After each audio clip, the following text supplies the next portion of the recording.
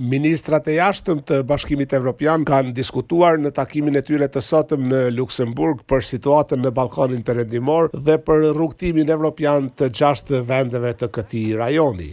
Është diskutuar për situatën e cila sipas disa diplomatëve është e qetë por e brisht dhe mund të ketë tensione në çdo moment.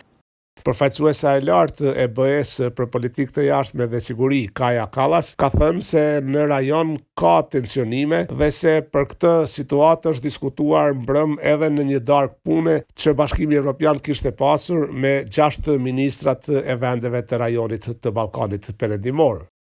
Kaja Kallas ka thënë se duhet të vazhdojë edhe dialogu mes Kosovës dhe Serbisë. Dhe në fund për Serbinë dhe Kosovën është e qartë se normalizimi i marrëdhënieve të tyre është me rëndësi të madhe dhe për këtë arsye dialogu Beograd-Prishtinë duhet të vazhdojë. Ne kemi emëruar një përfaqësues të ri të posaçëm për dialog Beograd-Prishtinë dhe unë gjithashtu do t'i vizitoj më vonë në maj këto vende, ka thënë sot Kaja Kallas, duke folur para gazetarëve pas takimit të ministrave të jashtëm të BE-s.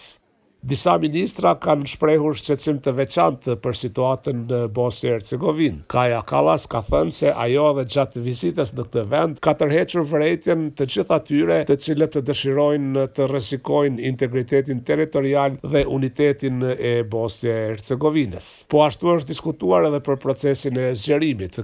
Kaja Kallas ka thënë se situata në rajon, por edhe situata e përgjithshme në botë është e tillë që kërkon që të ketë përparim të drejtë dhe konkret në procesin e zgjerimit të Bashkimit Evropian. Sa i përket procesit të zgjerimit, Shqipëria ka zhvilluar një konferencë ndërqeveritare dhe ka hapur kapituj të ri në procesin e negociatave të antarësimit. Në këtë mënyrë, krahas Malit të Zi, Shqipëria po bëhet i vetmi vend i rajonit që është duke bërë progres në procesin e negociatave të antarësimit.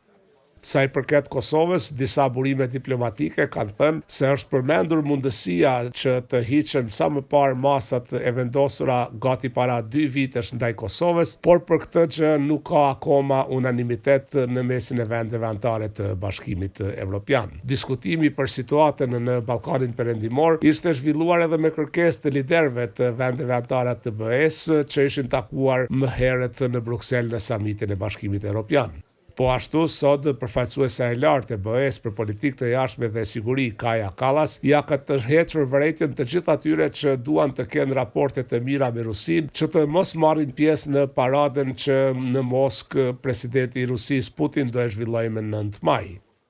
Fjala është për Serbinë, liderët e së cilës kanë paralajmëruar se do të marrin pjesë në këtë. Kallas ka thënë se nga vendet kandidate pritet që të mos i përgjigjen ftesës së Rusisë për të marrur pjesë në takime të tilla. Duhet rikujtuar se pa marrë parasysh të gjitha thirrjeve që të mos ketë raporte të mira me Rusinë dhe të mbështetë sanksionet e BE-s ndaj Rusisë, Serbia nuk i ka përfillur këto kërkesa, ka pasur raporte të shkëlqyeshme me Rusinë dhe po ashtu nuk i ka mbështetur sanksionet e Bashkimit Evropian. Prandaj, përpos fjalimeve dhe porosive, BE-ja nuk ka ndërmarrë asnjë hap ndaj Serbisë, e cila nuk i ka përfillur kërkesat e Bashkimit Evropian. Për këtë vënë nga Brukseli, Augustin Palopi.